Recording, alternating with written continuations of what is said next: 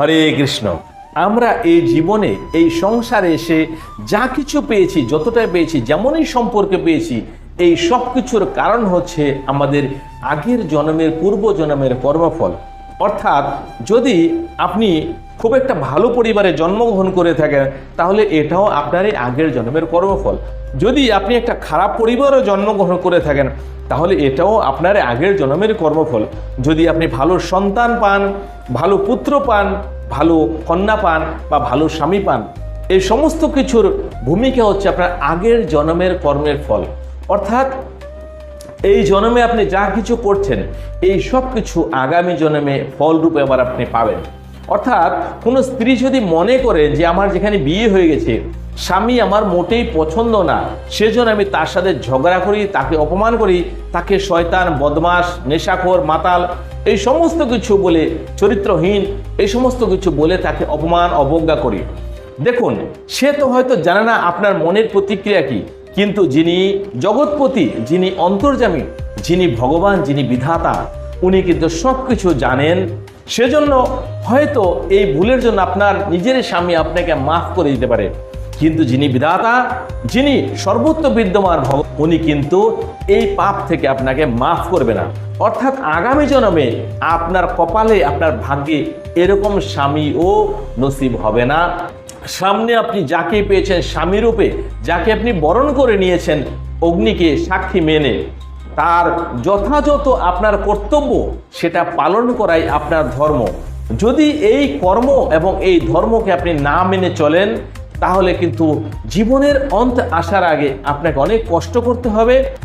মানুষ মাফ করে দিতে পারে, মানুষ ভুলে যেতে পারে, কিন্তু বিধাতা না ভুলে যায় আর নাহি মাফ করে দেয়। অর্থাৎ যদি আপনি চান নিজের ভবিষ্যৎ খুব ভালো হোক, সুখের হোক, তাহলে আপনি নিজের স্বামীকে স্বামী মনে করে বা দেবতাকে এনে তাকে পূজন করুন। কেননা তার মধ্যে যে কি আছে সেটা আপনি জানেন না, সেটা কিন্তু আপনার দেবতা, সেটা কিন্তু আপনার ভগবান। এমনি তো স্ত্রীলোকেরা স্বামীদের যেভাবে অপমান, অবজ্ঞা বা নানান কথায় গালাগালি করে, সেজন্য সে তার প্রাপ্য। কেননা সে তো মিথ্যা কথা বলে, স্বামীরা কখনো সত্যি কথা বলে না। সে যদি পেট নাও ভরে খায় তবু সে বলবে না আমার পেট ভরে গেছে। সে যদি সারা বছর একটা জামা কাপড় না কেনে তবু বলবে না আমি তো ওই দিনকেই কিনেছি, আমার কিছু লাগবে না, তোমরাই কেনো। তাহলে যে ব্যক্তি সত্যি কথাই জানে না, আপনার সন্তুষ্টির জন্য সবসময় মিথ্যা কথা বলে, সবসময় পাপ করে, আর তাকে যদি আপনি দেবতা না মানেন তাকে তো শয়তান মানবেনি, কেননা সে তো মিথ্যাবাদী। যদি আপনি এই গুরু রহস্যটা জানতে পারেন তাহলে আপনি অবশ্যই স্বামীকে হারাবেন না। আর যদি এই রহস্য আপনি না জানতে পারেন তাহলে আপনি স্বামীকে হয়তো অকালে হারাতে পারেন, এবং আপনার তখন বুঝতে পারবেন যে স্বামী কি করতো আপনার জন্য, এবং সে যে কত বড় মিথ্যাবাদী। আপনার এই সুখের জন্য নিজের ঘুম, নিজের আনন্দ, নিজের শখ এই সব কিছু সে ভুলে যায় একমাত্র স্ত্রীর সুখের জন্য, স্ত্রীর মুখের হাসির জন্য। সেই স্বামী মিথ্যাবাদী হবে না তো কি হবে?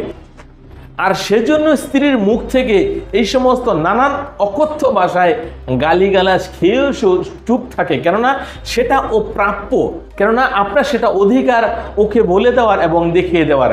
কিন্তু যখন আপনি বুঝতে পারবেন তখন হয়তো আপনার হাতে এই মিথ্যাবাদী আর থাকবে না, তার ভিতর থেকে হয়তো ভগবান সে আত্মাটাকে নিয়ে নেবে।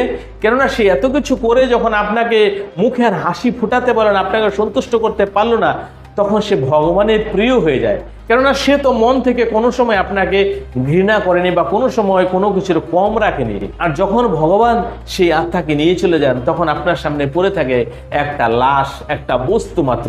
সেটা কিছুক্ষণ পরে আপনি শ্মশানে জ্বালিয়ে দেবেন বা গর্ত করে পুঁতে দেবেন। তখন কিন্তু আপনি বুঝতে পারবেন যে আপনার স্বামী কত বড় একটা মিথ্যাবাদী ছিল।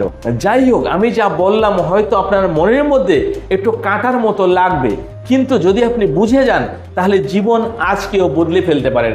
এখানেই শেষ করছি। যদি এই সনাতনী চ্যানেল প্রথমবার হন অবশ্যই সাবস্ক্রাইব করে নেবেন। ভালো লাগলে কথাগুলো একটা কমেন্ট করতে পারেন। হরে কৃষ্ণ, হরে কৃষ্ণ।